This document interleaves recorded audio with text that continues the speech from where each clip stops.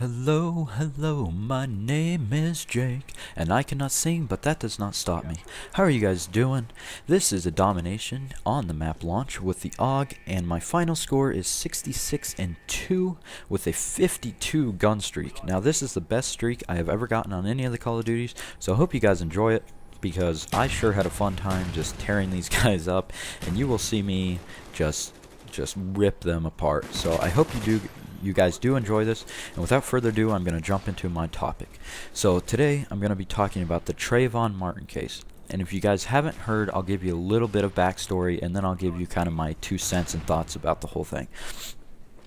So on February 26th, a 17-year-old African-American boy was walking through a neighborhood coming home from a convenience store, and so this guy named Zimmerman, George Zimmerman, saw him and thought he looked suspicious. Now Zimmerman was the head of this neighborhood watch, so it's kind of his job to be alert and look out for suspicious people.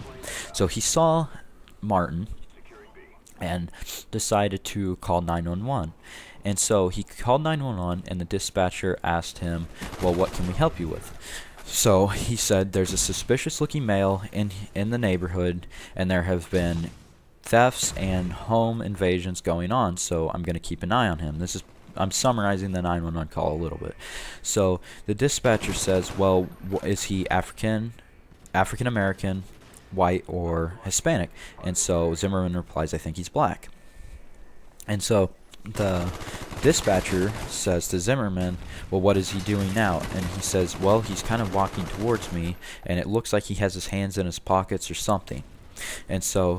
And then as soon as, I'm assuming, Trayvon saw him on the phone, Trayvon Martin decided to run.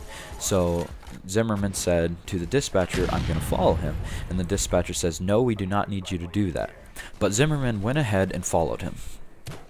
And so presumably, after somewhat, a little bit of time passed, they somehow managed to get in a scuffle. Now, this is where the first major piece of evidence is missing. Who initiated the first contact or struggle or scuffle or whatever you want to call it, but who started this? Now, you can argue Zimmerman started it by following him when the dispatcher clearly said, we do not need you to do this. But at that same aspect, or that same point, Zimmerman presumably did not get out of the car, so nobody knows exactly if Trayvon came up to him and maybe started harassing him, maybe started talking trash or something. Nobody really knows. Or Zimmerman could have got out and threatened him, and Trayvon defended himself. So a scuffle occurred, and essentially Zimmerman was on his back, and this was proved by the back of his shirt was wet, he had a gash in the back of his head, and blood was coming out, and he also had a broken nose. Now, Trayvon was on top, so eventually Zimmerman shot Trayvon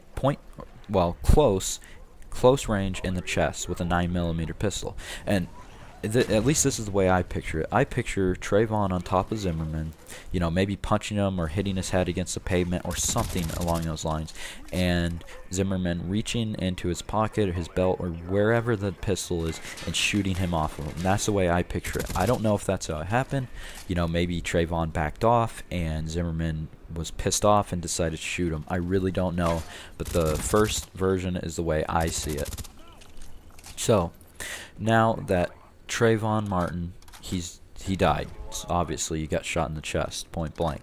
So this has sparked a huge outcry within the African American community, and I see the merit of this, but I think the degree in which they're taking it is just way too high, and they're blowing things completely out of proportion. And you're going to say, oh, you're just a racist, you don't see it this way. No, I am completely unbiased in this subject. I'm just giving you a opinion.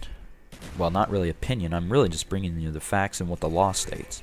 So there's an outcry of Trayvon's death because Zimmerman was not arrested after he killed Trayvon. But in Florida, there's a statute that essentially says that if somebody is threatening you, you can stand your ground, and if you are armed, you can pull the trigger and kill the person that is threatening you.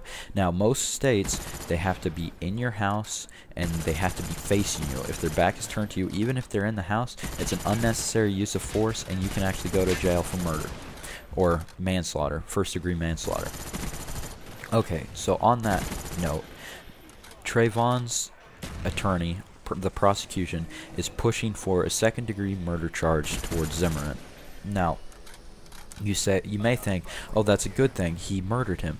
No, there is a difference between murder and homicide. Homicide, the definition of homicide, and you're more than welcome to look this up, is pretty much that a death occurred somewhere. It doesn't refer to how the death occurred, it doesn't refer why, it's simply that a death occurred. A murder, however, is provoked, it's planned, and there has to be some kind of reason for him to kill him. It's not just self-defense, it's not anything. That is not murder.